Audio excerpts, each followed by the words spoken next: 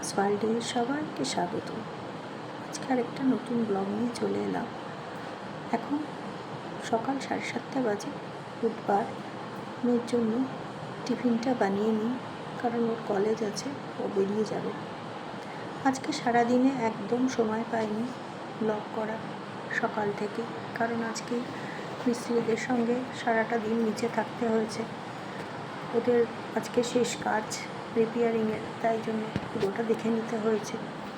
কালকে থেকে আবার রঙের মিস্ত্রি আসবে, তাই জন্য সারাটা দিন আজকে ওদের সঙ্গে ওখানে দেখাশোনা করতে হয়েছে। সন্ধেবেলায় উপরে এসছি সন্ধেটা দিতে, আর বাইরে কিন্তু ধূপধাপ আওয়াজ হচ্ছে, মনে হচ্ছে ঝড় উঠেছে। সন্ধেটা দিয়ে একটু বারান্দায় যাব, মনে হচ্ছে তো ঝড় উঠেছে, খুব জোরে জোরে আওয়াজ হচ্ছে। চলুন, সন্ধেটা হয়ে গেছে, এবার একটু বারান্দায় যাই। বাপরে, গাছগুলো খুব দুলছে, ভালোই ঝড় উঠেছে। আর এখন মন্দিরে কিন্তু সন্ধ্যা আরতি হচ্ছে, কি সুন্দর লাগছে। ঝড় উঠেছে, গুড়ি গুড়ি বৃষ্টি পড়ছে, আর তার সঙ্গে মন্দিরে সন্ধ্যা আরতি। যেহেতু ঝড় বৃষ্টি হচ্ছে, সেই জন্য আর কেউ বেরোয়নি আজকে, আর মন্দিরে আসেনি। দূর থেকেই ঠাকুরকে প্রণাম করছি। আরতির সময় যাই তো, খুব ভালো লাগে। অনেক দূর দূর থেকেও লোক আসে মন্দিরে। গাছগুলোর পাতাগুলো দেখেছেন কীভাবে নড়ছে। একটু বসি বারান্দায়। নতুন একটা ব্লগে সবাইকে স্বাগত, সুপ্রভাত।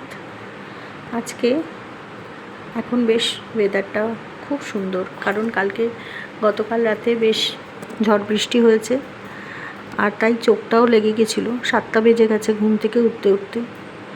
মেয়েও তাড়াহুড়ো করছে, কারণ ওর দেরি হয়ে যাবে কলেজে নইলে। আর ওদিকে বসিয়ে দিয়েছি জলখাবারের জন্য, আর ওদের টিফিন দিয়ে দেবো আজকে উপমা, নোনতা সুজি বা উপমা যেটাই বলেন না কেন। একটু আলু, ক্যাপসিকাম, পেঁয়াজ, কাঁচা লঙ্কা দিয়ে বসিয়ে দিয়েছি। আর এবার একটু সুজিটা দিয়ে দেবো, আর ওদিকে কারি পাতা আর বাদামটা ভেজে রেখেছি, আর নামানোর আগে একটু ধনেপাতা ছড়িয়ে দেবো, ব্যাস এইটুকু। আজকে ব্লগটা শেষ করে দেব। এটা হয়তো মিনি ব্লগই হবে, খুব বড় বেশি হবে না,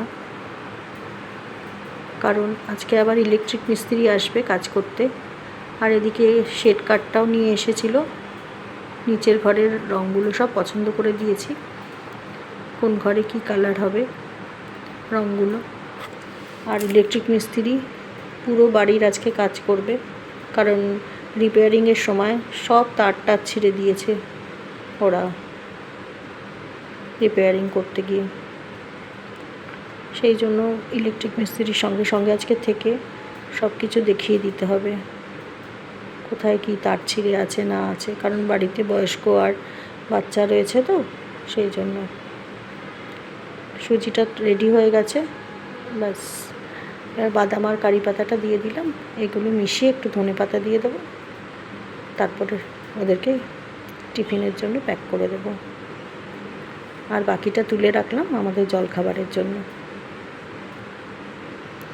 এই যে আমাদের জলখাবারের জন্য তুলে রাখলাম, আর বাকিটা ওদের প্যাক করে দিয়ে দিয়েছি। মেয়ে বেরিয়ে গেলে তাড়াতাড়ি জলখাবারটা করে আজকে স্নান করে নিচে চলে যাব। চলুন, মেয়ে বেরিয়ে যাচ্ছে, টাটা। দুর্গা দুর্গা। আজ ব্লগটা এই পর্যন্তই রাখলাম। সবাই ভালো থাকবেন, সুস্থ থাকবেন। নেক্সট ব্লগে খুব তাড়াতাড়ি আবার দেখা হবে। আসি তাহলে।